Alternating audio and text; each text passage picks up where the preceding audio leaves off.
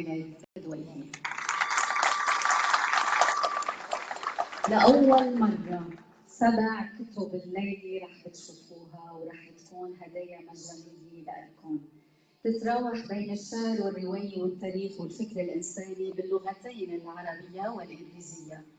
مثل ما بنعرف ومثل ما عودنا دكتور جميل دائما الحضور مجاني، كتب مجانية وكمان كوكتيل ضيافي لكم، كتاب لكل أسرة. دكتور جميل كنت عم بشوف هيك على البيج عنده على الفيسبوك، لاحظت انه وجه دعوات لاصدقاء واحباء، كانت رساله دعوات عبر هالصفحه الحلوه يلي بلشنا نتواصل ونشوف ونتابع اخبار بعض، ولانه كان لوحده ما عنده حدا، ما عنده لجنه تنظم، بسبب كثره الاصدقاء وجه هالدعوه، وبمجرد ما وجه هالدعوه كثار منكم ومن الحضور الحلو لبى هالدعوه وقال وكتب لو بقدر زور كل واحد ببيته لسلمه الدعوه شخصيا ما كنت بقصر. دكتور جميل بيشكر كل اللي حجزوا بوقت مبكر او عرضوا مساعدتهم، وبيطلب دائما التوفيق للجميع والله يديمكم بخير وسعاده. إذا البرنامج الليلي فني غنائي موسيقي شعري من الطراز الرفيع تليه الضيافة، وبعده دكتور جميل رح يوقع 7 كتب هي من إصدارات العام الماضي 2015 والحالي 2016 وفي جديد لل 2017. بسرعة رح أقول أسماء الكتب ال7: تأملات من صفاء الروح، من أجمل ما قرأت بعض المقاطع لدكتور جميل، أنا بدي نسخة بليز حط اسمي جديد عن جد رائع جدا هالكتاب. في معبد الروح كان من العام الماضي باللغة العربية إذا بتتذكروا، السنة ثانكس جاد صار ان انجلش، فاليوث رح بيتابعوا أكيد قراءة هالكتاب. حاولت أن أتبع النهر لا يذهب، شعر منثور إصدام العام 2016. أعمدة الشعر السبعة، 7 أنواع شعر لدكتور دويهي إصدار عام 2016. تاريخ أهم المعارك الأردنية باللغة الإنجليزية إصدار 2015. لا تفكري صار الهوى ذكرى شعر لبناني إصدار العام 2016. طائر الهامة قصة إصدار عام 2015. كما ذكرت الكتب تقدم هدايا مجانية للضيوف الكرام. مع المحب الدكتور جميل ميلاد دويهي بنبدا السهره الليلي، واكيد هو بالاخر رح بيوجه تحيات شكر ويرحب بالضيوف اللي بيريد يذكرهم ويشكر كل شخص عم بيساهم بانشاد رسالته الحلوه. في الحديث عنه بماذا ابدا؟ ابدا لاقول شاعر مميز مبدع متألق متمكن وراقي بحروفه وكتاباته ومواضيعه. شاعر امتاز شعره بالبساطة والتكامل باستهداف المعنى الحقيقي والجمال. إنه الشاعر الدكتور الزميل والصديق الأستاذ جميل ميلاد دويهي. نشكرك باسم الكريم. رح نسافر معه بهالأمسية الجميلة مع ضيوفه الأحباء ومع حروف كتب وكتبت له عبر همسات ونغمات وعلى ضوء قمر موسيقي سيدني الساحر الأستاذ أليكس هاتشيتي. هالقمر الحلو ما بيحلف من أجواء إلا بموسيقته العذبة الحلوة الحنونة. نيابة عن دكتور جميل بنشكرك لأنك دايما حاضر، وكلنا بنقدم للحروف الراقية محبتنا وخدماتنا. إذا الليلة بعتقد إنه البراءة رح بتكون ممزوجة بهاللقاء عبر المحبة والسلام والحروف الحلوة. دكتور جميل قال إنه كتبي هدايا من أجل أدب مهجري راقي، هيك قال وهيك بكمل مسيرته. وبيقول شخصيا أخذت شعار موقع عبر الموقع أفكار اخترابية لأدب مهجري راقع لحتى أوضع هدف قدامي، وهو تمثيل الكلمة الراقية والنبيلة اللي بتعبر عن الإنسان والإنسانية. ومثل ما وعد عم بيكمل رح بيحاول بكل محبة وقوة تيوصل لأدب إنساني فاعل ومميز مش بمفرده معكم، لأنه أنتم بتوصلوا له هالكلمة. فنيابة عنه أنا بدي أشكركم فردا فردا. بحب أقول إنه هاللوحة اللي عم تشوفوها هون لوحة جميلة جدا بتعبر عن محبة الفنان بيدرو حجي زميلنا الموجود حاليا بلبنان. حب يقدم له هدية حتى يعبر له عن محبته لهالموقع الجميل اللي هو أفكار اختراعية. فنفسي راقية بحضوركم وأنا باسمي الشخصي كلود نصيف خرب بيسعدني يكون عم بقدم هالبروجرام وواصل هالفقرات الحلوة مع بعض المقاطع يلي رح بقرأها لدكتور جميل من أعماله المنوعة. فبشكر حضور الجميع.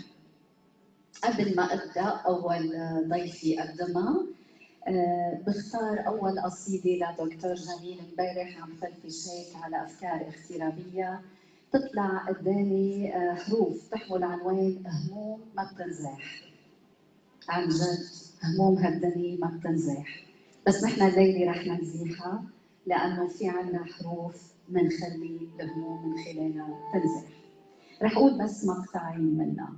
بيقول دكتور جميل بهالحروف: على العين يا ابو الزلف ما بقيت غنيله، هاللي تركني ومشي وضليت ناديله، ومن بعد وجهي ما كان بيشبه التفاح لونه الحقيقي انمحى واصفر منديله. يا ريت عندي مثل طير سنون جناح تروح صوبه وعن اللي صار احكي له، معقولة يسمع كلامي والقلب يرتاح، ومعقولة يبقى مثل ما كان تحليله. حروف دكتور جميل الحلوة رائعة جدا. نبدأ بكلمة الدكتور كلوفيس كرم من جامعة ساكرامنتو بكاليفورنيا، تلقيها السيدة الزميلة فيرا شاردويهي مديرة العلاقات العامة بميراث بالبيت. لك المنبر ولنا الكلمة، تفضل.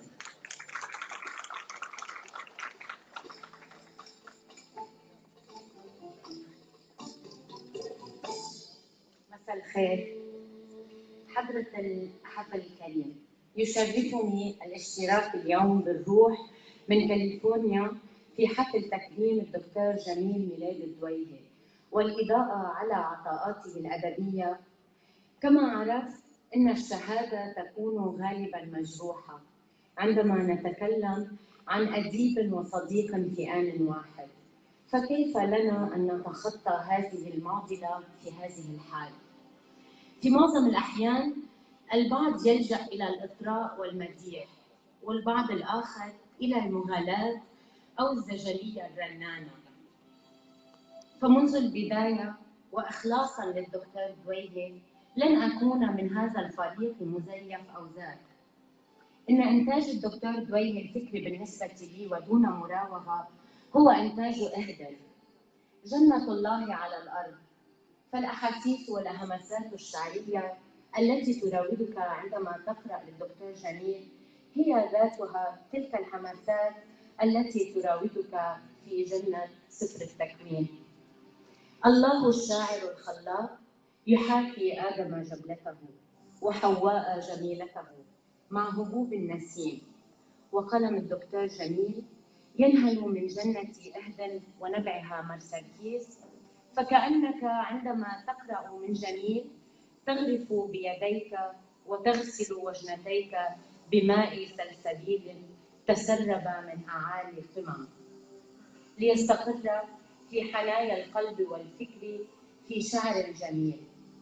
ألحان وأصوات من غابة أهدل، فيه الظلال الفية والوهاد الرهيبة، حيث تربض السباع وفرقعة السيوف وزغردة النساء عند عودة الأبطال من ساحة الحرب ومعارك الكرامة. قلمك أخي جميل قلم وفاء وعطاء دون حدود، وصرخة ضمير لرفع الذل عن حاضر أخرس لا يعرف شرف ماضيه. قلمك أخي جميل عصا غليظة على كل من تطاول على قدسية لبنان، ووردة جورية أهدنية لمن أحبنا في ديار العرب والاغتراب. دمت ودام براعك منارة الأجيال. الدكتور كلوفيس كرم، جامعة ساكرامنتو، كاليفورنيا. Thank you.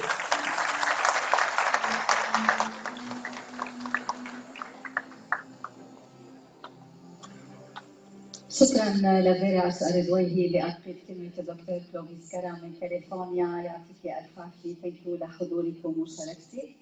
بدي رحب بالجميع فردا فردا بدون استثناء. ما بعرف اساميكم بس بعرف وجودكم، بعرف محبتكم لدكتور جميل. بشكر حضوركم نيابه عنه. ثانك يو لسيمون مظاهر يلي عم ينقل هالاحتفال عبر بيج فيسبوك. ثانك يو. ثانك يو كمان لصاينة الحرب، وثانك يو للمصورين جميعا. قصيدة من كلمات الشاعر دكتور جميل ميلاد دويهي بيقدمها المطرب الصافي صاحب الصوت العظيم والجبار جون خليل، الذي يتمتع بصوت قوي مميز. وعلى أنغام ساحر النغم أليكس هاتشيتي، من حروف ساحر الكلمة جميل الدويهي، القصيدة بتقول طلعي من خوفي. جون خليل.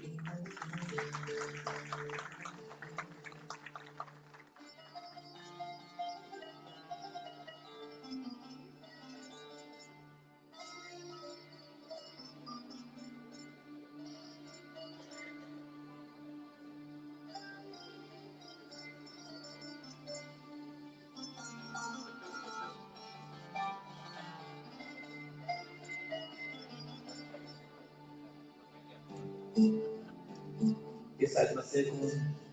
اهلا وسهلا بجميع الحضور. تحيه كبيره للدكتور جميل دويهي شاعرنا الكبير، والف مبروك وان شاء الله على طول الاستمراريه والعطاء. اهلا وسهلا بالجميع، شرفتونا. ثانك يو.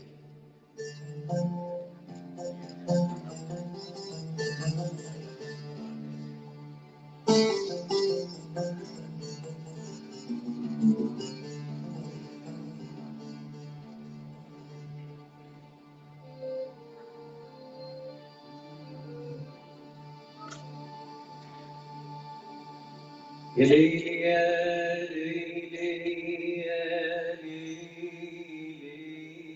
يا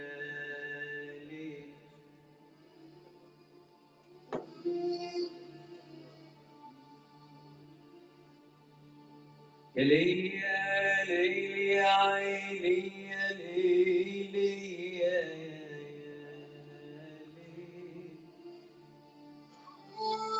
اهلا وسهلا بسيدنا مطران انطوان شارول طراباي. اهلا وسهلا فيك، شرفنا.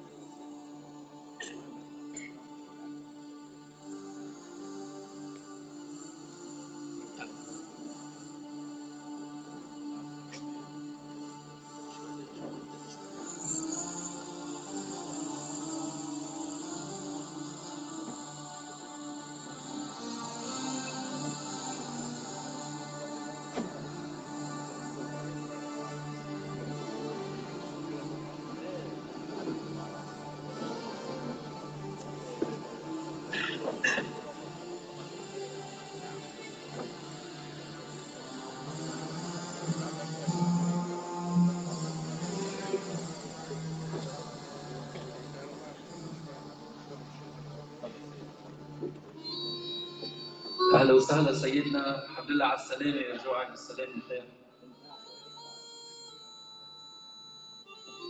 يا ليلي يا ليلي يا ليلي يا ليلي يا ليلي.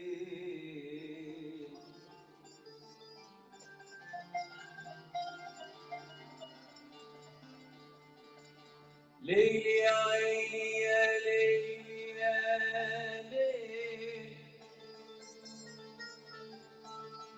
يا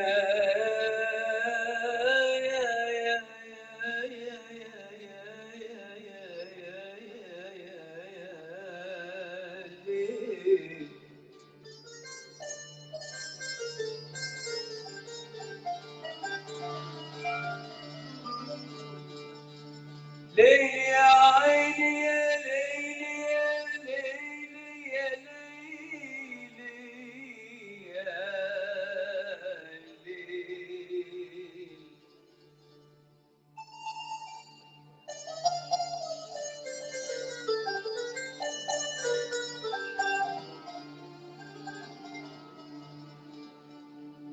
كأني بعرفك وبتعرفيني،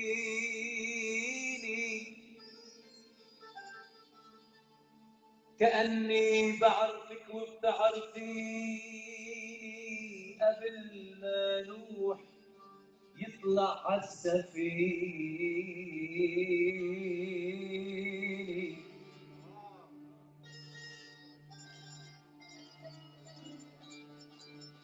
كأني بعرفك وبتعرفيني،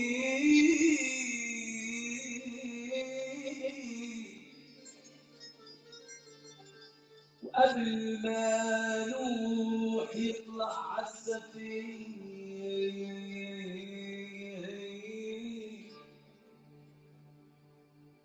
وإذا حبيت يابا، وإذا حبيت شوفك، إذا حبيت شوفك بعد مرة قبل ما دق عالباب اغمريني.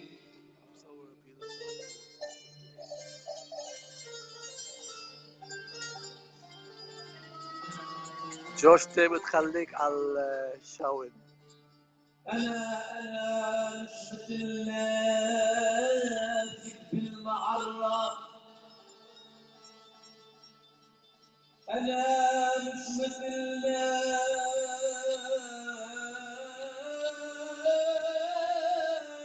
بالمعرة.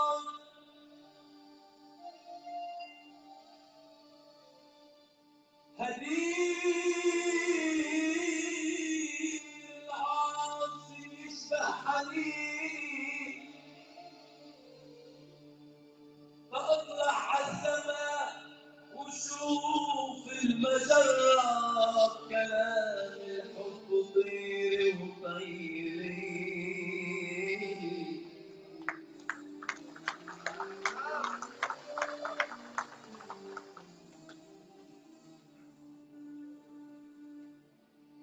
مثل نسمة خدي بقلب غرة،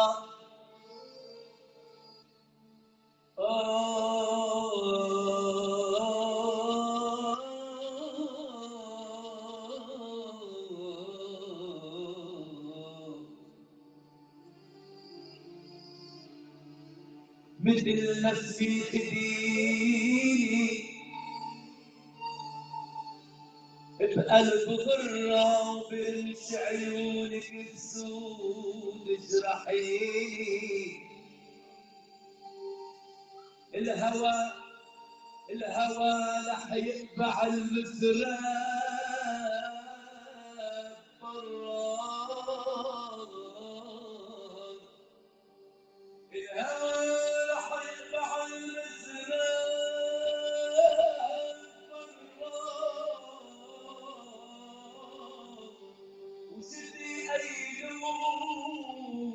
وشدي أيلول هر الياسمين.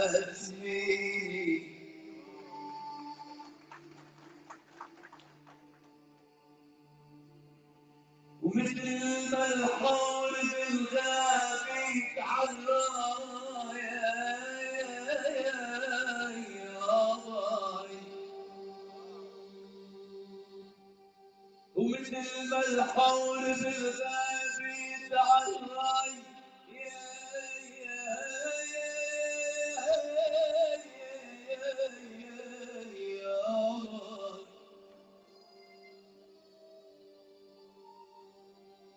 اطلعي من خوفك، اطلعي من خوفك، هي مطلعي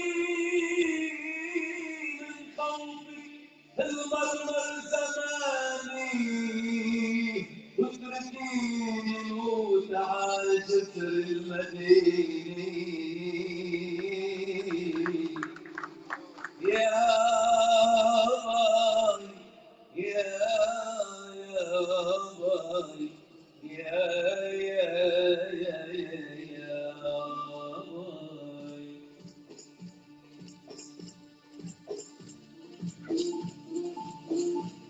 أو بالساحة تلاقيها، بالساحة عليها جوز عيون ودفاحة مساحة لياليها مساحة ليها جوز عيون ودفاحة أليف بالعين والخدين تفاحة بصغار من تفاحة مساحة لياليها مساحة ليها جوز عيون ودفاحة أليف بالعين والخدين تفاحة بالنار بالتفاحة.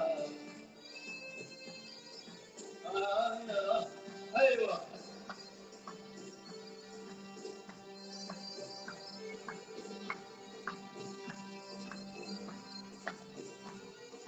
حني على اللسان ناطر بسمي بترد له الروح لو تبتسمي حني على اللسان ناطر بسمي بترد له الروح لو تبتسمي كل ما صوب الحي مر تنسي ببعت لك سلام تحت جناحها الساحة تلاقي الساحة جوز عيون ونفاحة أبيض بالعين والخدين تفاحة بتغار من تفاحة.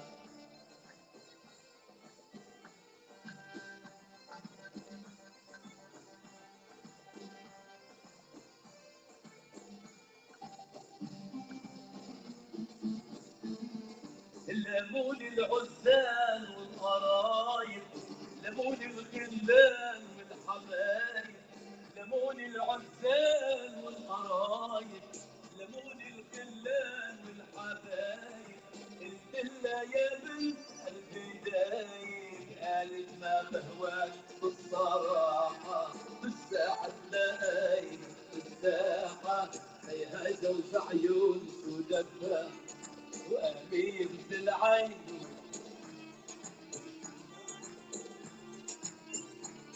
وبالساحة تلاقينا بالساحة عليها جوز عيون ودفاحة أمير بالعين والخدين تفاحة بالنار من تفاحة.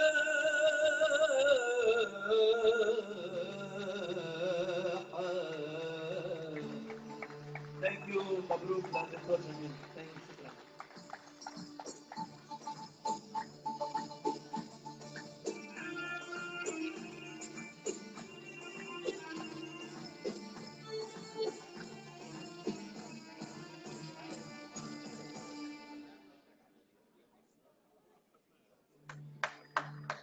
شكرا للثنائي الرائع جون خليل والكس حتشوتي، الله يحييكم.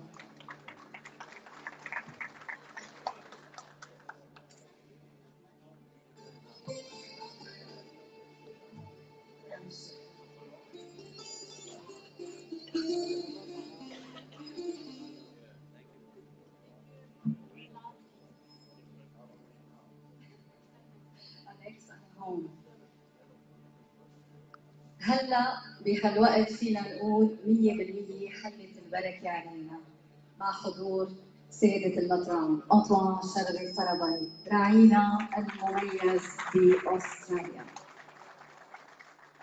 أهلا وسهلا فيك سيدة المطران.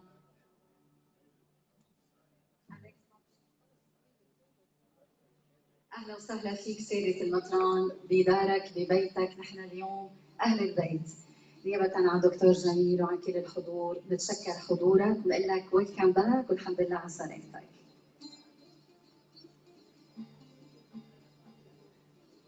قبل ما أقدم مريم حبيبة القلب، دكتور جميل أعطاني مقاطع من تأملات من كتابه صفاء الروح. إذا بتحبوا تاخذوا فكرة شو بيحكي الكتاب، بيحكي عن المحبة وبيقول للمحبة أبني والمحبة تبني من يحبونها والذين ورائي سيرفعون لها برجا للعبادة ومن ركان المعابد القديمة سيكون معبد لإله جديد يطلب منا ذبيحة واحدة هي ذبيحة الشر الذي فينا ونحن سنطيع الإله من أجل أن ينتصر الخير وتزهر المعرفة.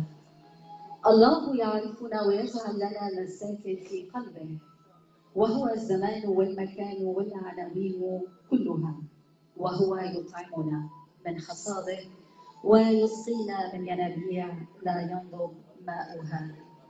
رح اختم واقول اخر كلام كثير حبيته، بيقول: من يقدسون الدماء فبالدماء يموتون، ومن يعبدون الروح فبالروح يعيشون.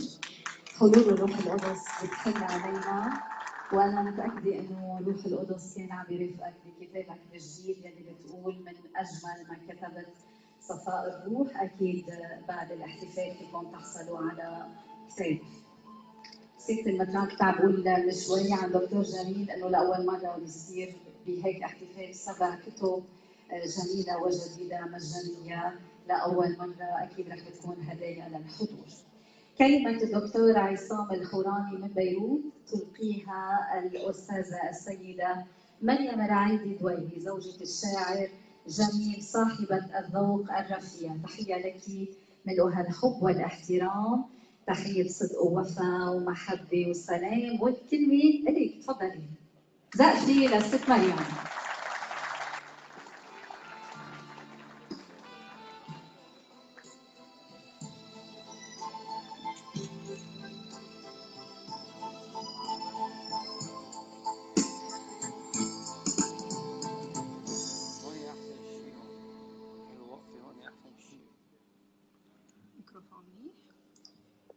يسعد مساكم أيها الحضور الكريم. الكلمة بعنوان التنوع في الإبداع. السلام عليك في مغتربك المضياف أيها الصديق الشاعر الأديب الباحث الأعز، حياك الله وبياك. وأمد قلمك السيال بطاقة لا تنضب بل تتجدد دائما نحو الذرى، فمهرجانك هو مهرجان لبنان المقيم، ومهرجان العرب، ومهرجان الثقافة العربية. هذا الفارس الدويلي صال وجال بأبهة وعنفوان على متن حصانه الأبجر في كل فيافي الفنون الأدبية، فحلق وأبدع في كل منها، ولا يمكننا أبداً المقارنة في قوة الإبداع لديه بين فن وآخر. كتب الشعر بالفصحى العالية الراقية التي تتميز ببلاغة وخصائص دويلية لا يجاريه فيها أحد. كتب بكل الأساليب القديمة والحديثة والمستحدثة والخاصة به، وهي الشعر المدور العامي، وكان أول من نظم بحسب هذا الأسلوب. ويتألق شاعرنا في أشعاره كلها، وهذا ما نعاينه في أعمدة الشعر السبعة وفي غيرها، كما أنه يدهش في نثره الشعري الحديث. حاولت أن أتبع النهر أنه لا يذهب إلى مكان. ولا ننسى الشعر باللغة اللبنانية التي ارتقى بها إلى مصاف العذوبة اللامحدودة والرقة والجزالة والأسلوب الطري الرائق الخاص. وأذكر من شعره المدور الفصيح ها هنا قصيدة جدي القديم التي أحبها حتى الثمالة. نعرج مع المفكر الفيلسوف إلى مطارح النور والسلام، إلى الحكمة التي هي فيض إلهي وقبس من نورانية قدسية تتلألأ في فضاءات الأرواح. لقد اقتحم الدويلي تاريخ فسبر أغواره، باحثاً مدققاً ومقدماً للقراء العربية كما الإنجليزية أخباراً جديدة وتاريخاً بحلة قشيبة في أشهر المعارك الدينية في التاريخ. كما بحث وحلق في سيرة البطريرك سفين الدويلي الكبير. وفي عدد الرواية يحكي الدكتور جميل الدويلي في روايته طائر الهامة: الإنسان في كل زمان وفي أي مكان. القصة صوت الدوي الصارخ في برية المعنتان، ينشد من خلاله حرية الإنسان القائمة على أساس الحق والحقيقة والسلام. وهو يمضي مع فؤاد السنور بطل القصة وضحية الثأر على عربة تأخذهما إلى جسر الديار. والرواية هي مشروع عمل مسرحي درامي بامتياز. شكرا.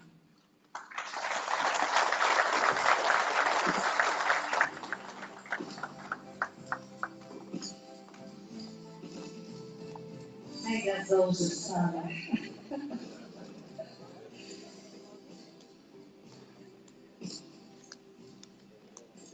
أنا شايفة ريحة بالليل هلا مع سيدة المجنون وطمشة والكراوي، كل اللي بيرجعوا بالليل بيرجعوا هيك خدودهم زهر وحسنتهم منيحة. تحية لمريم صاحبة الذوق الرفيع والأسلوب المحترم، صاحبة الأداء المميز والأسلوب الراقي، جملتيها بهالحروف الحلوة. شكرا لكلمة الدكتور عصام القراني من بيروت، شكرا لك ولك.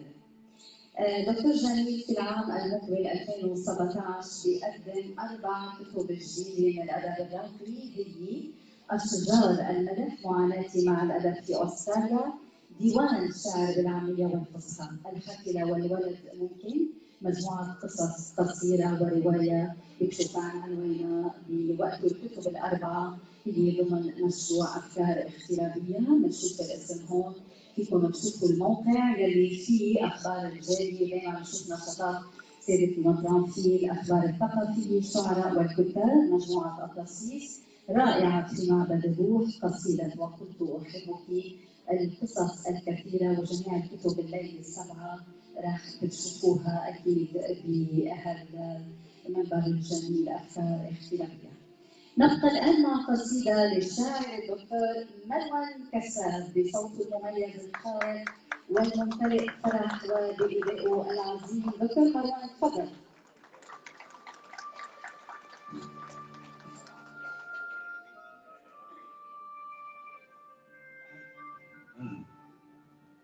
تحية إجلال وإكبار لسيادة المطران أنطوان شرب الطرابي، وتحياتي القلبية لكم جميعا قبل أن أبدأ بقصيدتي تجاه الدكتور الحبيب دكتور دوي، دكتور جميل دوي.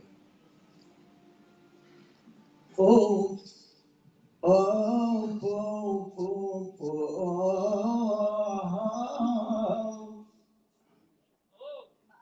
وبعد كنا عم تسألوني مين، وبعد كنا عم تسألوني مين الدكتور جميل وشو عم تصير، رح قلكن لمحل آدم كان كنا فينا بجنة التكوين، شاعر بشعره لين صوان خلى القلوب اللي شاعر إذا إنسان كان إنسان من الأرض بحاكي السماويين، سلاح ونشيد الروح والإيمان تم الأمل نجي الأنانيين، ابن اهدن ملكة التيجان، اهدن ضمير الفلسفي والدين، ونقب حنينه زهرة البستان صار اسمه زهرة النورين.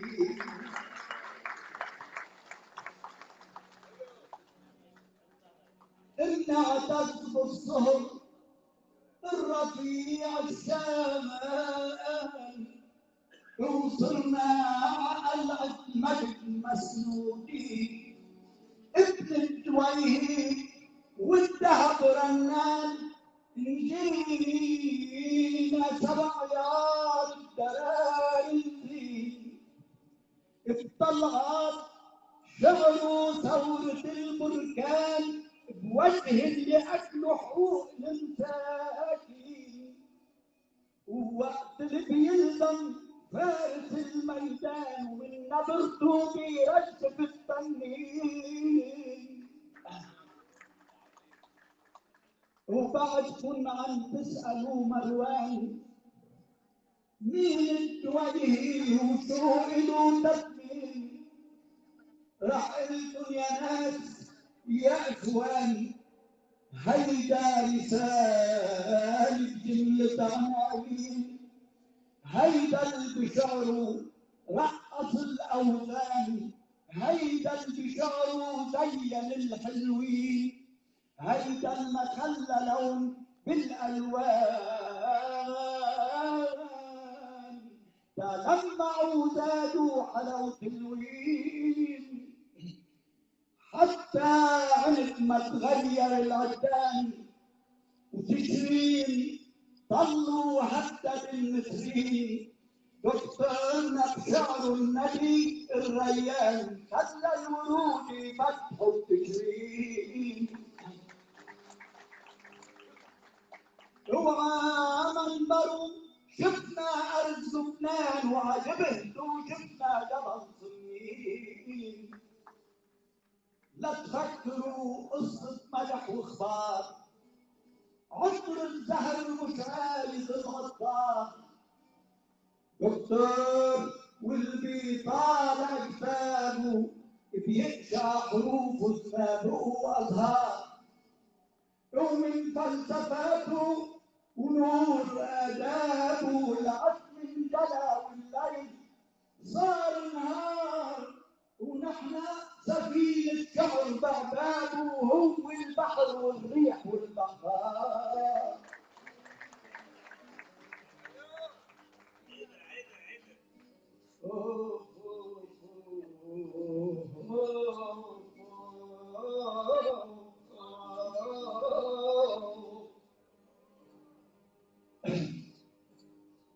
وجبران ذاته جن عذابه، الدكتورنا وتعالوا الافكار، ومثل العنب يشهد من غيابه، الدكتور مثله عبقري مسار.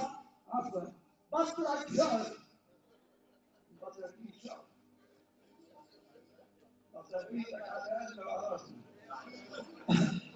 بطرك شعر والمجد احسابه، ولفت والالاف صاروا كتار، فمحافظ على الحق واصحابه. الدكتور جميل مفروض انه يكون بابا الشعر ومحز الشعار.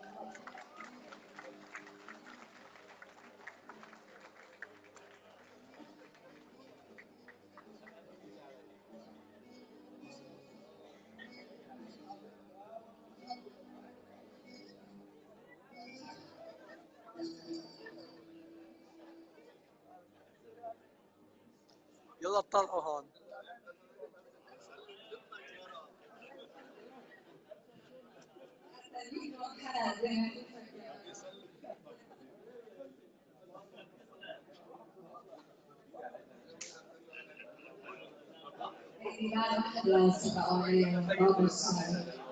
يبقى له كل فرح دكتور جميل. بنبقى هلا شكرا جزيلا للشاعر دكتور مروان كساب، الله يحميك ويعطيك الصحة ويعطيك القوة. ثانك يو. نبقى هلا مع كلمة الشاعر نمر سعدي من فلسطين. أنا كثير بتابع حروفه وأفكار اغترابية. تلقيها الإعلامية الأستاذة نادين شعار، مؤسسة ومديرة إذاعة صوت الفرح. بفرح نزقف لك.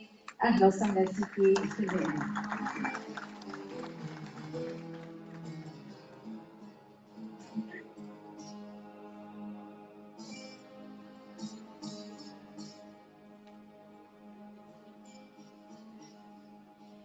سيادة المهران، الحضور الكريم، مساء الخير، مساء الجميل الجميل، مساء معبد الشعر الدويهي. سوف ألقي على مسامعكم اليوم كلمة الشاعر الفلسطيني الكبير الأستاذ نمر سعدي. انفتحت على تجربة الشاعر اللبناني الكبير جميل الدويلي المغترب في أستراليا ورائد القصيدة العامية المدورة بنكهتها اللبنانية الرقيقة التي تذكرني دائما بقصائد غزل بنكهتها اللبنانية الرقيقة التي تذكرني دائما بقصائد غزل كتبتها شعراء مثل الأخضر الصغير والياس أبي شبكة لحبيباتهم، فأدخل في حالة وجدانية كمن يرنو إلى قمر شفيف في ليلة حزيرانية أو يقرأ رسائل عشق سرية لنفسه ويشبه القصيدة براقصة تتأهب للرقص. تجربة الصديق الشاعر جميل الدويلي بالرغم من زخمها وعمقها وأهميتها إلا أنها بقيت بعيدة عن حلقات ودوائر النقد العربي الرسمي. ربما يرجع سبب ذلك إلى كون صاحبها يعيش في محجره وفي القارة الأسترالية بعيداً عن مركزية الخطاب الإبداعي العربي ومقرها الشرق. لهذا السبب لم يقرأ كما يجب ولم يطرح منجزه الكتابي المتفرد والمتنوع والخاص على طاولة البحث والدراسة والاستقصاء، وهذا برأيي ظلم كبير لأدب المنافي والمهاجر.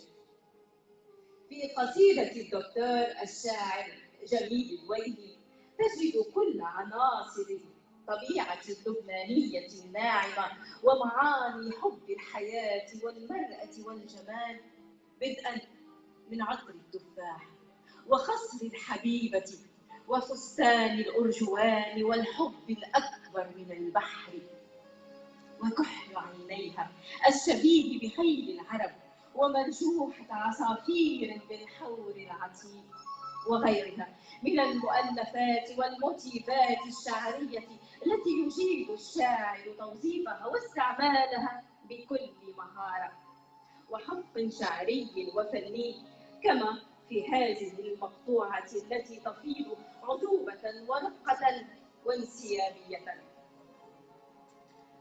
عيونك بنص الليل زاروني، حكيوا معي وتقلقوا عيوني، أعطيني شي نتفة كحل للدفة، ومن وقت ما رحتي الشعر الأصفر وقال الأوافي ما بيعرفوني.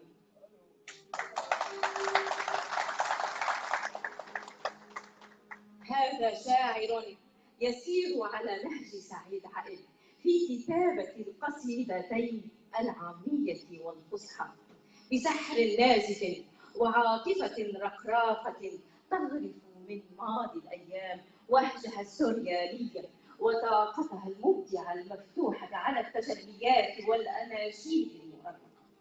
من جهة ثانية لمست نغمة شجية في قصائده النثرية التي لا تقل جمالا وقيمة عن قصائده العامية، فغناؤه الأعذل يذكرني دائما بسونيتات عشاق القرون الوسطى وهم يجبون الأرض بحثا عن لحظة وصل قصيرة أو ينتظرون عاشقات لا يأتين تحت شجر الحنين. الشاعر الجميل شاعر جميل الدويلي ذلك المعانق الأبدي لأشعار العذريين ولهفتهم التي تتولد دائما من رماد العنقاء، فصوته تبشيع حداء الحب النظيف المتعطش البريء الصافي. وقلت أحبك وقلت أحبك، سوف أظل أحبك مثل الطفل في عمري المتقدم، لا أحتاج إلى نار تشعلني بعد هطول الثلج. تعالي نمشي، تعالي نمشي في ظل الصمت المفروض علينا، لا تلزمنا لغة كي نقرأ حرفا أو حرفين وكي نتعانق في شكل رمزي لا يفهمه إنسان. أعلنت الحرب عليك، أعلنت الحلب عليك، فإن الحب هو الفصل الأحلى في مذبحة لا ينجو منها أحد. إني لا أعرف ذاتي، إني لا أعرف ذاتي إلا في الرقص على الجمر وفي تهديم العصر، ولست أحاول أن أعطيك سماء الفجر ولا ماء الينبوع، ولا أعطي لربيع الأرض صفات منك. خرجت على النمط الشعري، خرجت على النمط الشعري السائد، ألغيت المألوف لأنك أنت المطر، القدر، السفر، العمر الهارب تحت جناح الخوف، وأنت الموت بحد السيف. وقلت أحبك، أحبك. هكذا كان الشعر عند الأستاذ الشاعر جميل الدويهي، حاسة خارقة تحسن انتقاص اللحظة الشعرية الهاربة، وحالة موزعة على حقول الرؤى والجمال والسر. شكرا.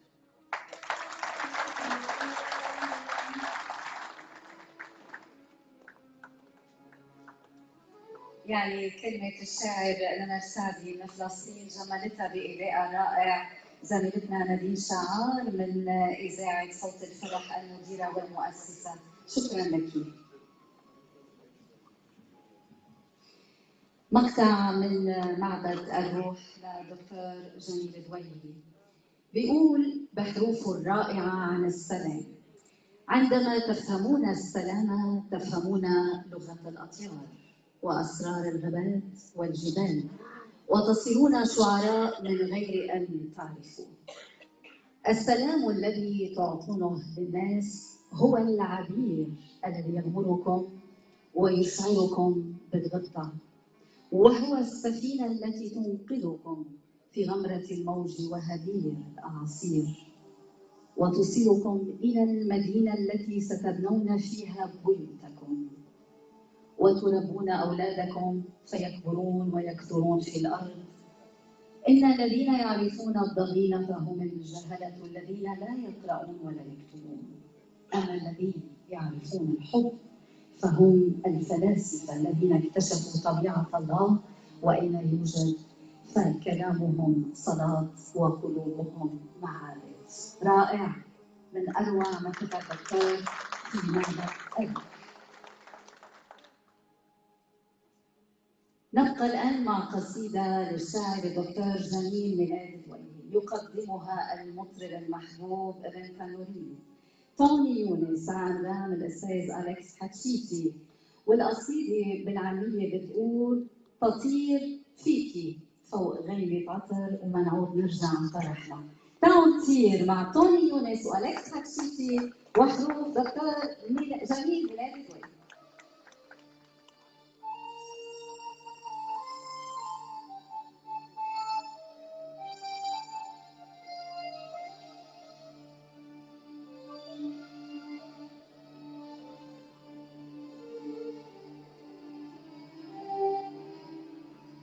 اكيد بيشرفنا نغني للدكتور الدويهي. اهلا وسهلا فيكم، باركنا سيره المطران.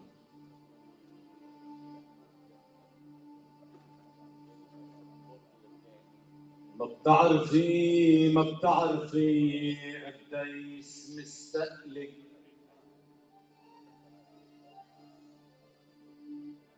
ما بتعرفي قديش مستقلك يا سارحة، يا سارحة بالفكر عامهلك.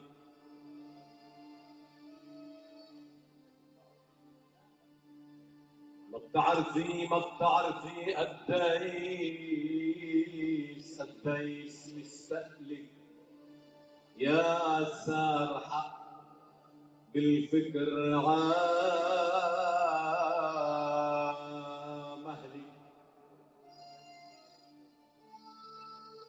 بالخابي ما ضل عندي خمر يابا،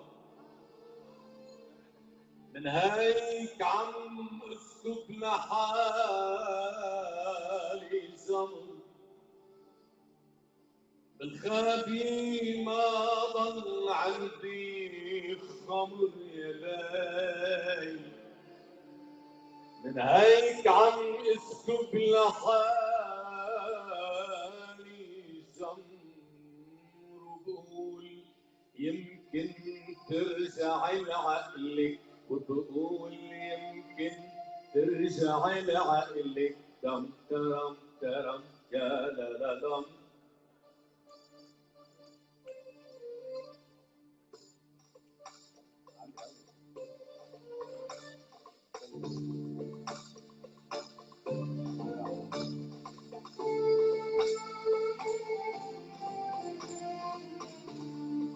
تمشي انا والدرب عم تمشي، وفارس هوا تشرين عارمشي يا ليل.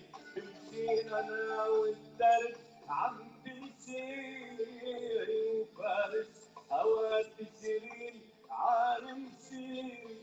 زيد وما عرفت اكتب سطر، هاري الحروف السردة الأرض. فكري طلع أصغر من الكمسي، فكري طلع أصغر من الكمسي. كرم كرم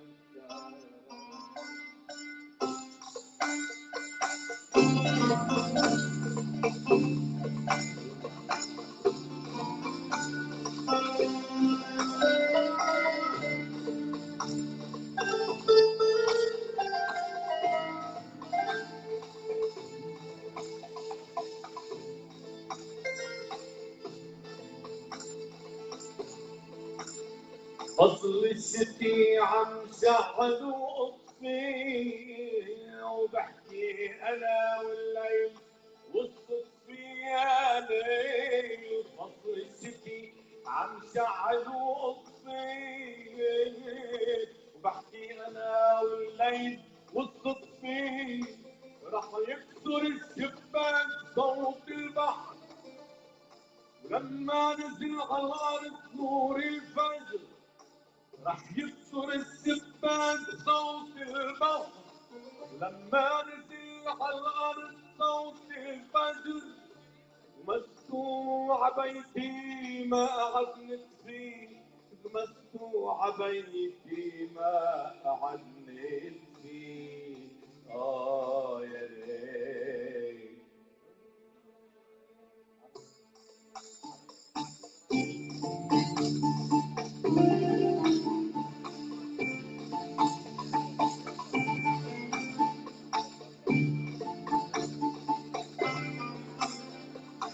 جاية عتب أبطالها نحنا، وعنوانها كسر وسوانحنا. حكاية عتب أبطالها نحنا، عنوانها كسر وسوانحنا. عطيني شبع وسم الشباب الحمر، تطير فيك فوق خيمة عطر يا ليل. عطيني شبع وسم الشباب الحمر، تطير فيك فوق خيمة عطر. ومنعود نرجع مصالحنا، منعود نرجع مصالحنا، منعود نرجع مصالحنا. شكرا. عفوا انا اعتذر لانه وراجع حفظ نصيبي منا الليل.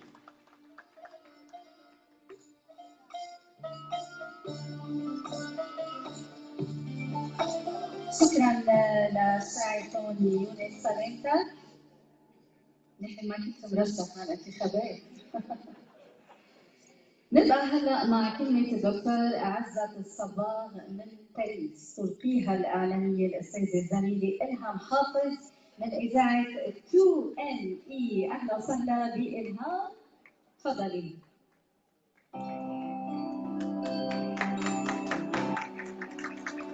شفتوا الموبايل لا يسخدوا؟ ناخذ كل شيء على الموبايل. هلا كلهم عم يشوفونا أنا.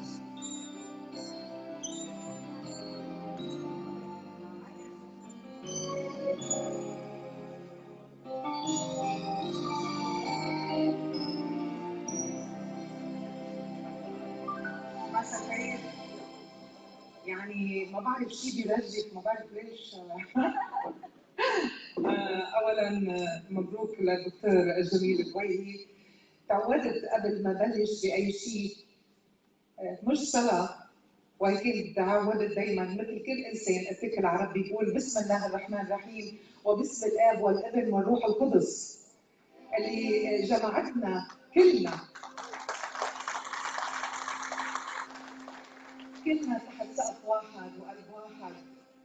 سيدنا حبيب قلبنا، وبقول لك اياها من قلبي من جوا. سيسز سميثي وكل الموجودين اونستلي من قلبي بقول لكم الله يسعد اوقاتكم. ودكتوره بهيه كمان تحيه كبيره، وللدكتور ما ننسى كمان سعاده القنصل ببعث له سلام كثير كبير.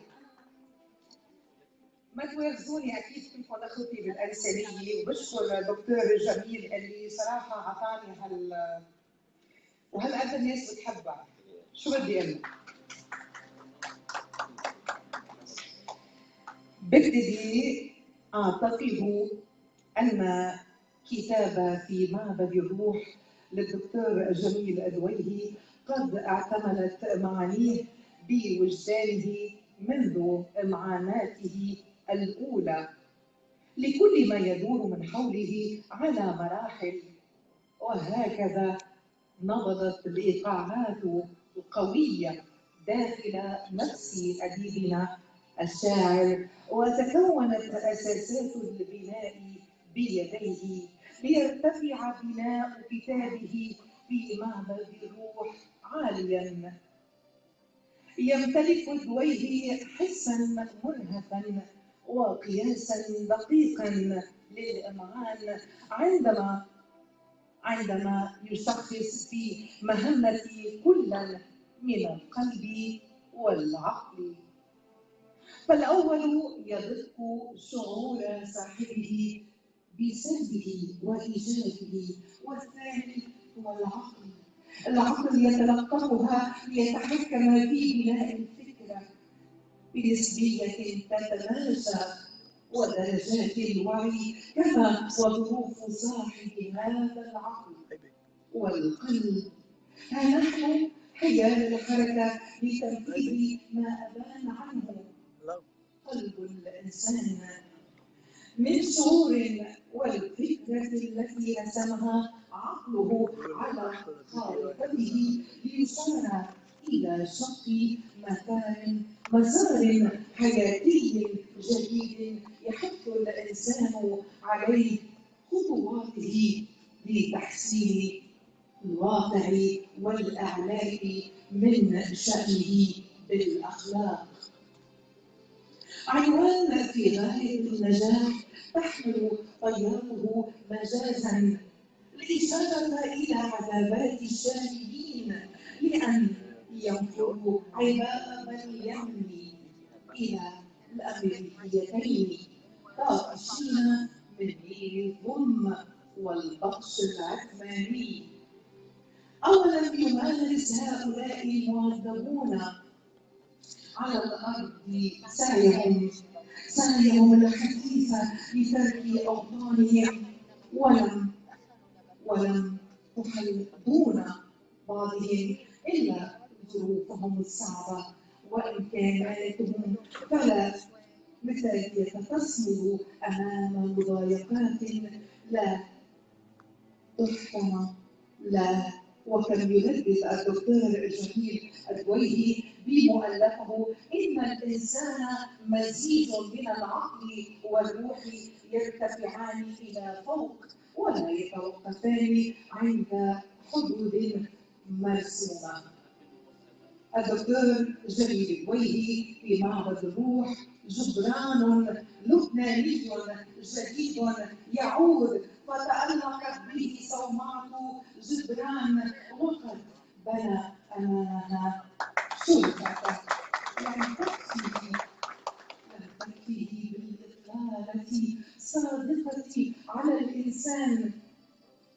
ممسكا بيده، وقد أنار طرقا راسما بها سياسة شمولية جديدة لإنسانية الإنسان في أصقاع هذا العالم. دكتور جميل الدويهي، أكن لك تقديرا شديدا، ففي معبد الروح بحث كتاب في فلسفة معنى وجود هذا الإنسان بكرامة على الأرض. شكرا وألف مبروك. شكرا لحضرتك لأنه أنت أعطيتني الحس فأحكي بطريقة.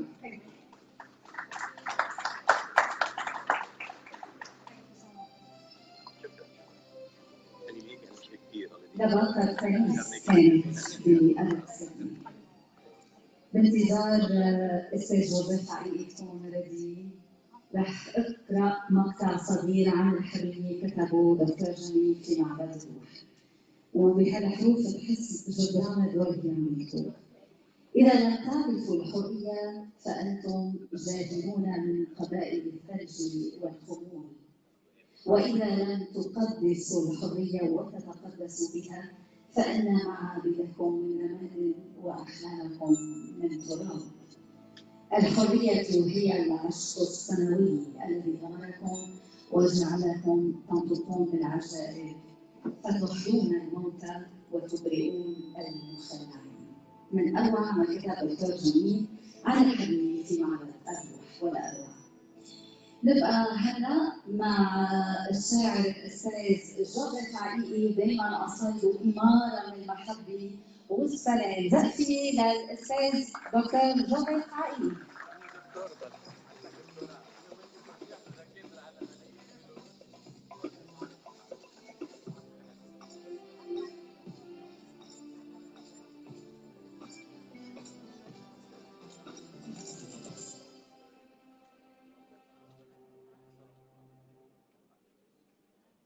الخير، اهلا وسهلا فيكم، بارك فيكم، اشتقتوا لي لان انا احبكم. يا سيدنا وين ما كان اسمك مرغوب وغالي، مهما تتعلى الاوطان تبقى اعلى من العالي. نتقبل بركه سيدنا.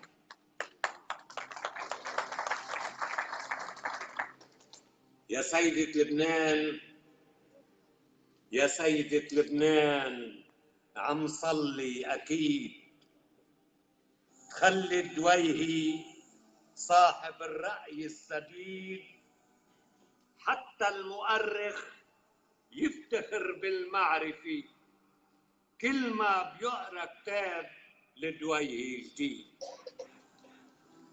نحن منعرف مين جد المعرفة، نحن منعرف مين جد الفلسفي، حتى نقلنا الحرف على الغرب البعيد، نعيمي مخايل قبل ما جفنه غفي، ودى العلم والمحبرة الباحث لبيب حتى يعيش الحرف والعلم المفيد. يا معلم الأجيال تفسير الوجود، الله عطاك الموهبة ومعها الحدود. كل ما طبعت كتاب بيزيد الوعي، وبمساكب الأزهار بتجن الورود، ومعبد الروح انشاف نصه الألمعي من خاطره الموعود بيشيل الوعود. ويا روح عقل تقمصي وعود ارجعي، شوف الجميل كيف تمنع القلوب. بالموهبة والعلم غيرت المسار، وحاربت فكر الجهل وصنعت القرار. لما كلامك صار يظهر على الورق، صرنا نشوف الفرق على ضوء النهار. ويمكن أرسطو عمق تفكيرك سرح في سجلوا التاريخ صاحب اعتبار. وسبحان الله بعد ما نجمك فرح لو كان أفلاطون بعده بهالكلمة حتى مدير الموعظة والاختبار.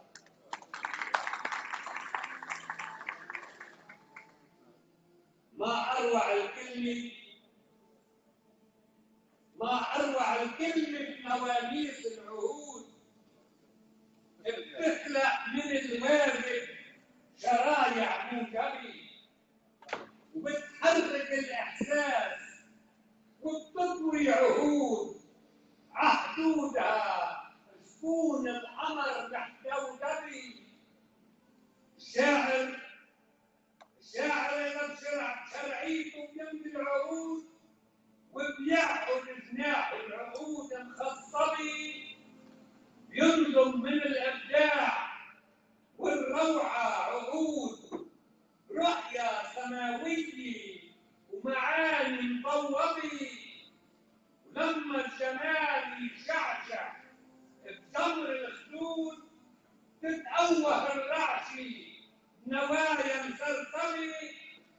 شاعر حقيقه سياجها إشفاق الورود. لما الحياة تخضعوا للتجربة يطلع إله بسحب أرقام الخلود. لكن إذا من الجايزة الكبرى انحرم فضلوا جوايز فضلي يطلع نبي.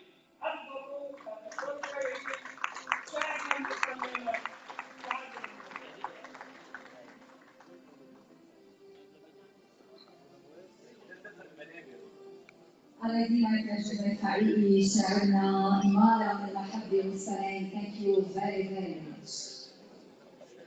بالمعبد ألوح كتب عن الوطن وأنا خذوا أوطانكم معكم إلى حيث تذهبون. فالأوطان ليست تمثيلا وما هي الوجود الذي لا تحب الحدود. هي أنتم ومن غيركم أنتم لا مكان للمكان. ذاتي المحطة الأخيرة بالإخبار دكتور جميل مع ليدي كلوي زعلت رح بتقول كلام عن أهل رح دكتور جميل. ومن بعد أكيد رح بيكون لنا المحطة الأخيرة مع صاحب الدعوة الدكتور جميل. بحب نوه إنه كلوي هي في المرتبة الأولى هالسنة عم فئة الغناء بميلاد عباقي. برافو.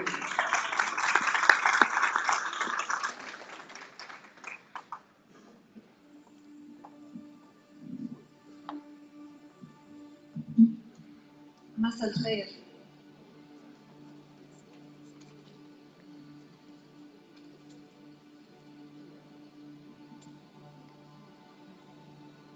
قدام أي بيت ما بتقشع شجرة بطولة غصنها مفرع وما بتسمع أصوات الرعد والنار والخيل يلي عيونها بتلمع. عتلالها المتيجة بالغار حدق بوجه الحور وتطلع تتشوف شو مكتوب عن أخبار عن إهدر التاريخ والمرجع. وهلأ إذا جار الزمن وصار عود الأرز بالريح يتشلع. الميدان كله بينتلي ثوار. يوسف كرم بمرجريت بيكسر التابوت وبيطلع. ليه حبيبتي وينك عيدية بليز عيدية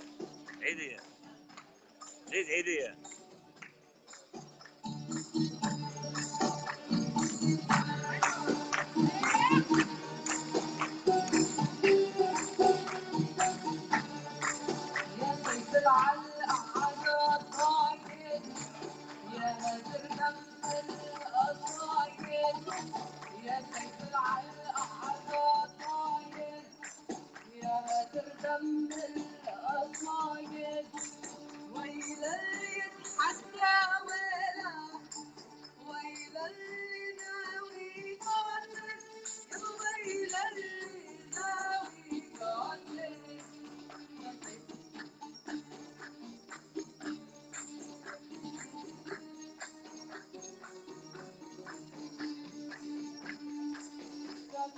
سيف البوادي يا سيف العلقاتي قطع يا سيف البوادي يا سيف العلقاتي وانا للحل الوادي دوما للقصر الماجد يا سيف العلقة طاير يا هدر دم القصايد ويل اللي حتى ويله ويل اللي ناوي قاتل يا ويل اللي ناوي قاتل ويلها يا بويلها يا بويلها ويلها ويلها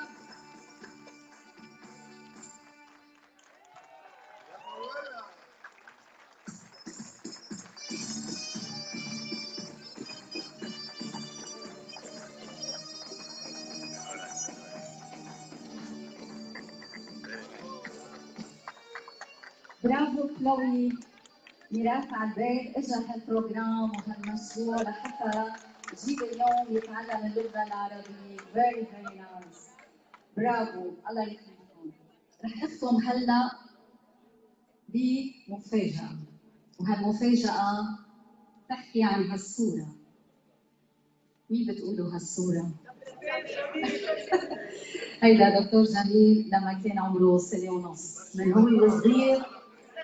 هو وصغير مشروع أديب. نظرته تطبيعته رح بسرعة إذا بحب يا دكتور جميل بسرعة رح أقول شو كتب عن هالصورة. طفل صغير بيقول ضيعت طفل صغير بالغابة، رح أقولها على السريع، ومن وقتها عم خزق ثيابي. نشرت الخبر على الراديو بكي شافه حدا من درفة غيابي. عمره سنة سنتين مش أكتر، هونيك عم بضل ما بيكبر، صورة إله على الحيط مرسومة، ما بيلبس جرافات وتقومي، بيلبق على جسمه شارع مغبر. بالليل وحدي بطرح وبجمع، بحكي أنا والوقت ما بيسمع، الساعة اللي فوق الحيط مكسورة من وقت ما سافرت مهجورة، بقول ارجعي لخلف ما بترجع. متروك حد الشط مع حالي، اسمي غريب وصاحبي خيالي، عالرمل عم بكتب ما عندي بيت، وفي ناس قالوا بعد ما غنيت ممنوع اخلص من شغل بالي. هونيك عندي بعد مرجوحة، طارت بنسمة ريح مبحوحة، وقصة عمر ما في إلها عنوان، كتبتها قبل ما اروح عن نسيان، وبعدها إلي عم تبعت الجروحة. لما حملت كومة عذاباتي عمريتي ما لقتني ذاتي، وما شفت غير اثنين على المفرق. ولما حملت كومة عذاباتي عمريتي ما لقتني ذاتي، وما شفت غير اثنين على المفرق. واحد بوجهي صار يتخلق، وواحد داس على الأرض كلماتي. المقطع الأخير رائع. طبشور على حيطان ايامي، بكره الشتي ما بيترك اعلامي. صدفي انا والحظ مش بالايد، حاولت اني خربت مواعيد، الماضي ما فيني شحت قدام. من اروع ما كتب دكتور جميل. وهلا نبقى مع صاحب هذه الصوره وصاحب هذه الدعوه. بحضوركم الرائع الليلي انتم كرمتوا بحبكم ووفائكم الاديب الراقي المميز بحروفه نبل اخلاقه امير الكلمه والكرم. لمده 45 دقيقه رح نبقى مع قصائدك الغاليه برفقك انك حتشوفي العزف الحلو. اليكم الدكتور جميل ميلاد الدويلي.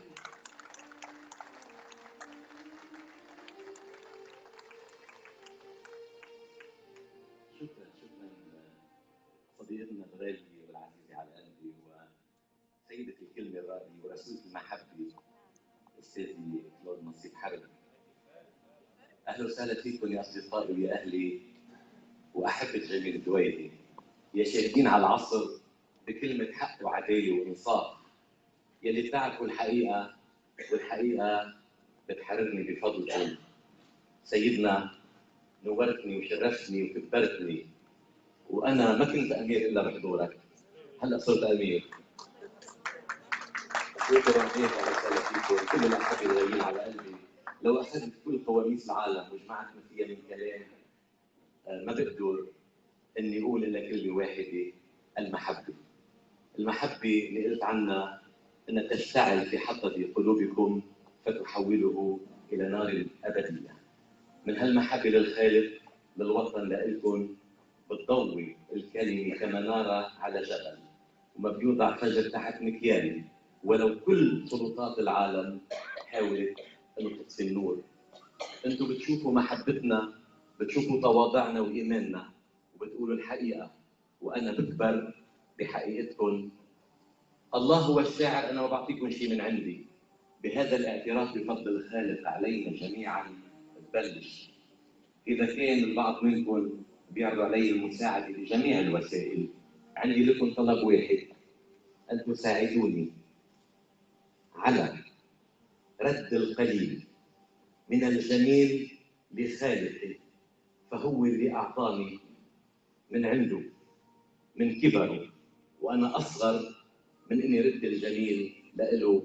وهيك بفكر دايما، وما سمعت الله ولا مرة بيقول لي: وين نصيبي أيها الشاعر الجاحد من كرمك الغني؟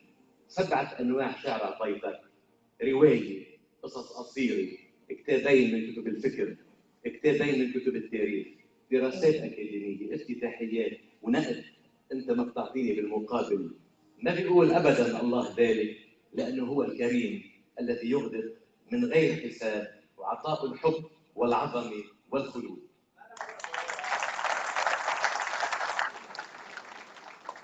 ما رح أطول عليكم الكلام كثير، لكن أنا ما كنت بدي أسمي اليوم بهيدي الأمسية، لكن خلوني بس بسرعة إني مرت بعد الترحيبات والشكر، لكن بحب أقول كلمة واحدة للناس اللي بيقولوا إنه جميل الدويهي رخص الأدب ورخص الإبداع.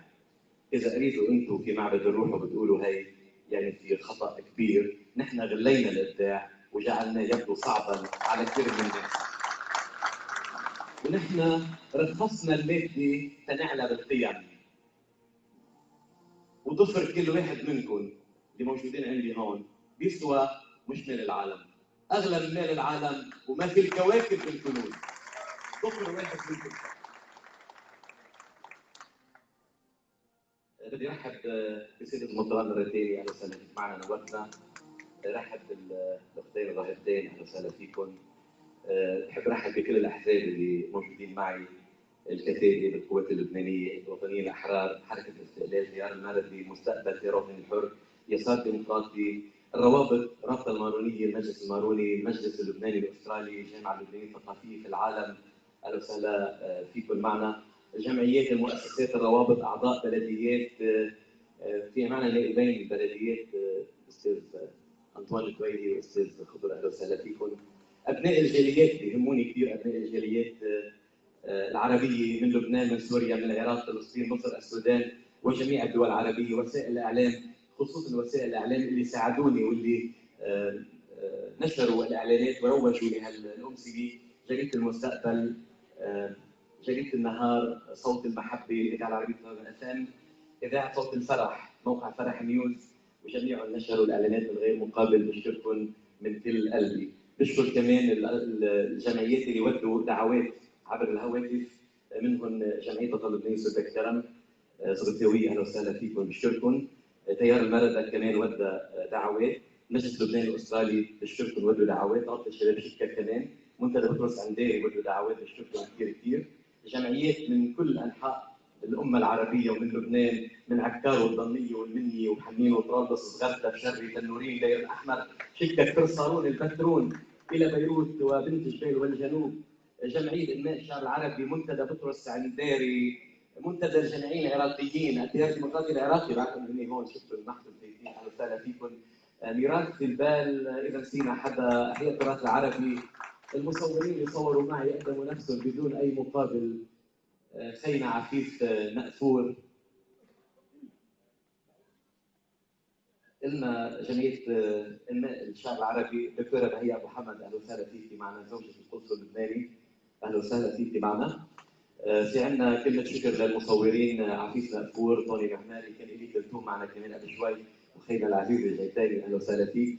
جميع اللي سبقوني على المسرح، المتكلمين والمتكلمات والاساتذه اللي ودوا لي كلمات من خارج استراليا، وايضا المطربين الحبيبين طوري يونس وجان خليل والبنت الصبيه كلوي سعيد، بشكركم كثير.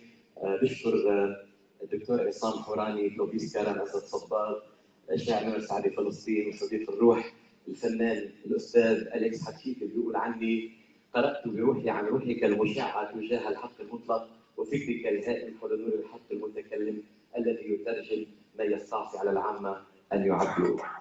بتحب تضيف؟ طلع فيني؟ بتحب تضيف شيء؟ تفضل.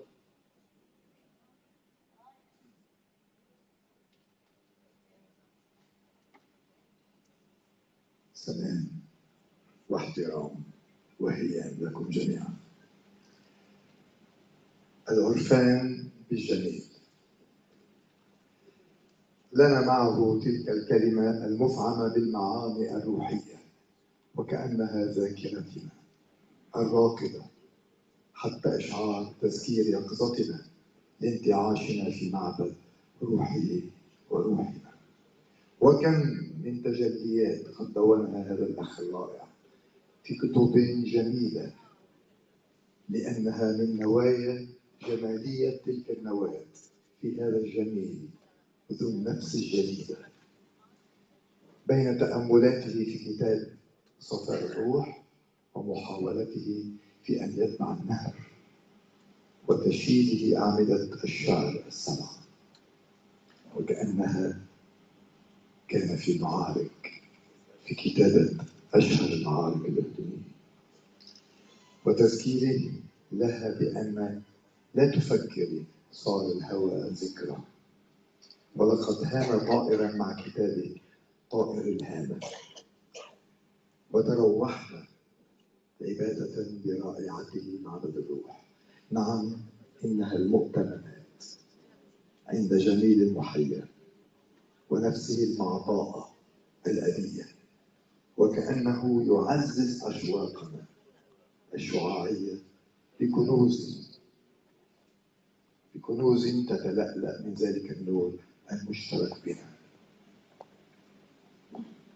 اسمحوا لي بس اقطع على سيدنا، عنده ارتباط اخر بمنطقه ليفربول، بده يطلع. بشكرك سيدنا، بتمنى لك التوفيق، بشكرك حضورك دائما على الجميليه والتقدم. أجل وقد كشف عن جمالها لنا، لأنه المكتشف الجميل، فوظفها لتكون هداياه من خلاله لنا من الله المتجلي في كتاباته السنوية. وهذه الظاهرة هي من أسرار الذكرى الربانية في جوهر المهجة الإنسانية بالمحبة الشاملة وحاجاتنا الماسة في عالم دنيانا الأرضية. فكلمات الحق المتأججة في قلوبنا المتحدة تشتاق لصيغتها الأثيرية، فتعترف منتعشة وهي تقرأ من على صفحات كتب هذا الجميل. وتنفس السعداء هذا هو بمثابة المفاتيح لخزائن التجولات بنا ومعنا.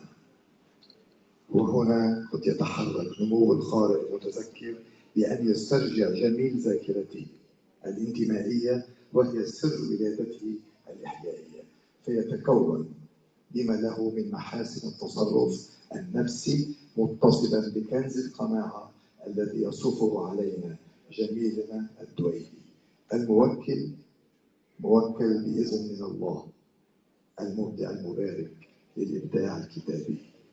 ها هنا نحيي جميلنا الأخ جميل الدويلي وعلى مدى ما عنده لنا من هدايا الهدى. شكرا لإصغائكم ووجودكم. شكرا لصديق العمر وصديق الروح الاستاذ اليكس حكيتي. بدي كمان اشكر خينا ميشيل حنا اللي دائما بيساعدني بتابعه الكتب.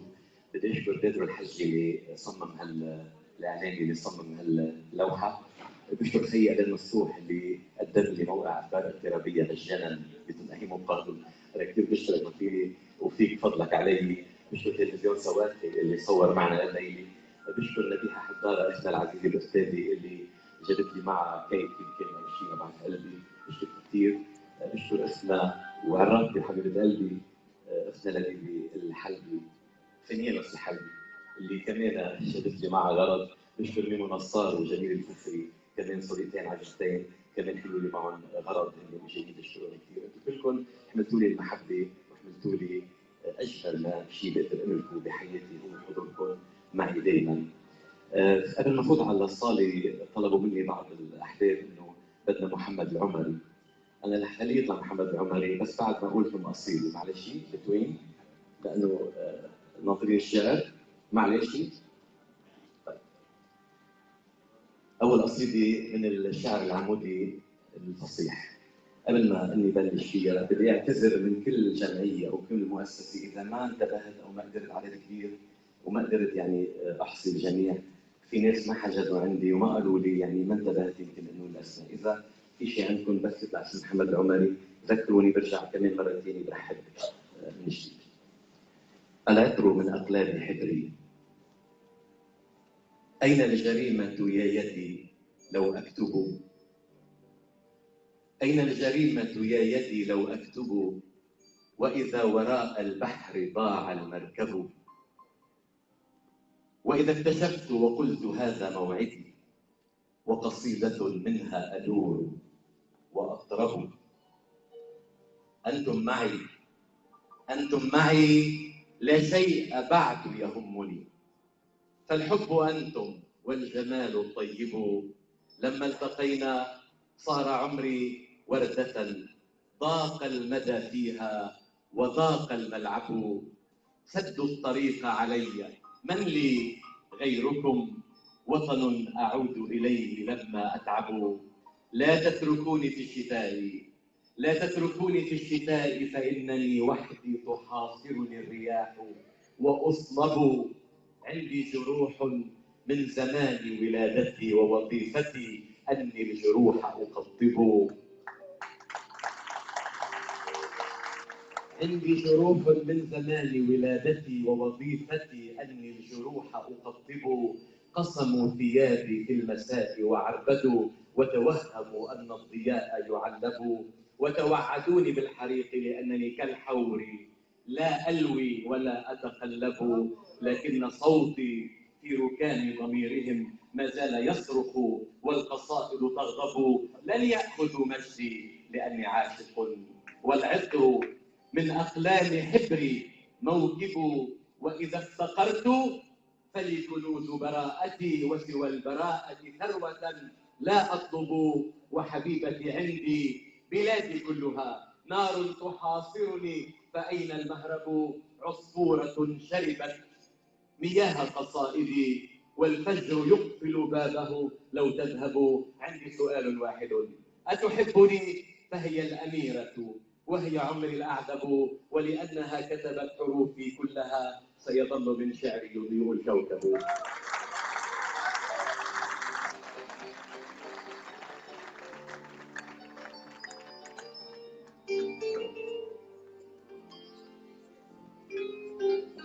من أجل عينيك الحياة أبيعها.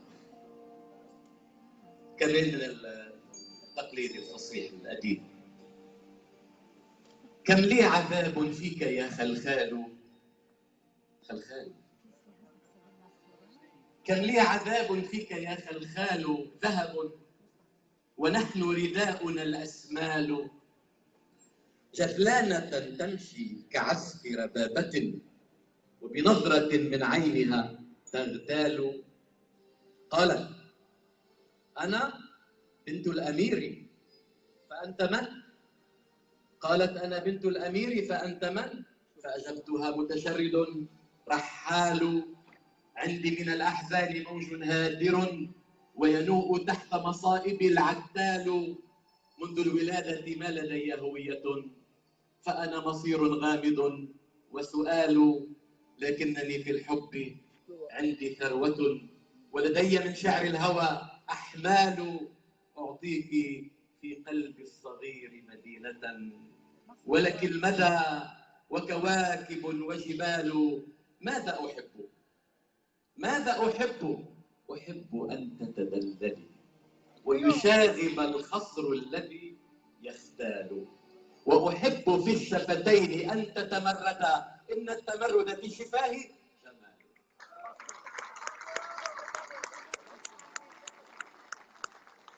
وأحب في الشفتين أن تتمردا، إن التمرد في الشفاه جمال.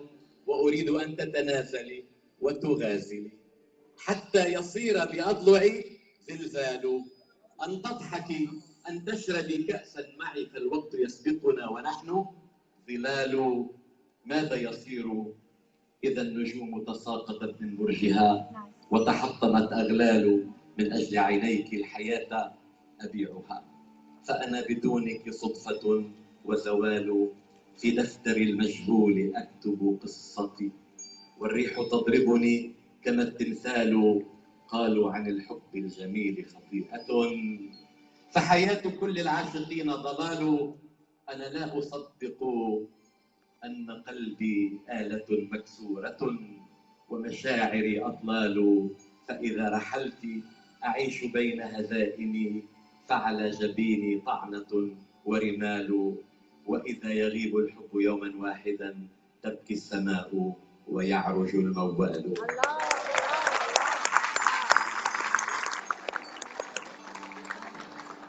النوع الثاني شعر التخيلة. كيف أحبها؟ كيف أحبها؟ لأنني أحبها ولا أفلسف الأمور. هل يعرف الكلام حين يعشق العصفور؟ أحبها لأنها حقيقتي، لأنها قصيدتي، لأنها رقيقة كالعطر في الزهور. وعندما تغيب تسقط السماء من مكانها وتغضب البحور، ويصبح الإبداع جثة بلا شعور.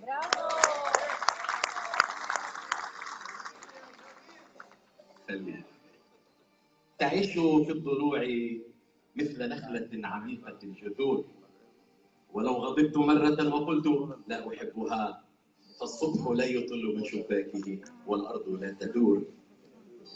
لما كتبت لها سمعت كلامها بين السطور، كانت كأنسال الربيع طريقة وبشعرها ذهب القصور. حدثتها بالرفق فابتسمت وقالت يا جميل أنا أحبك مثل ما ليلى أحبك، مثل ما تروي الحكايات وتروي في العصور. لولاك أنت لكان قلبي يابسا كالرمل والدنيا قشور. متى عشقتها متى؟ لا أعرف الجواب، إنما تهمه الأيام والشهور. فكل ما عرفت أنني أبحرت في عيونها ومركبي مكسور. قصيدة في دفتري لخصرها، قصيدة في دفتري لثغرها، لطيفها الذي أحب أن يزور، لكنها في قصرها المسحور تأخرت فامتنع الشعر عن الصدور.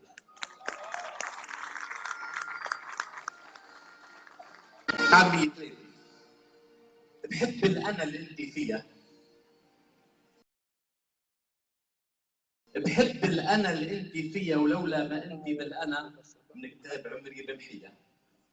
لولا سكنت ببلاد خلف البحر بتكوني معي، لولا طلعت على الغيم بتكوني معي، لو رحت على غابات ما فيها حدا غير الصدى بقشع خيالك بالمدى. See you next time. علمي أنا حالة ما بدي التقي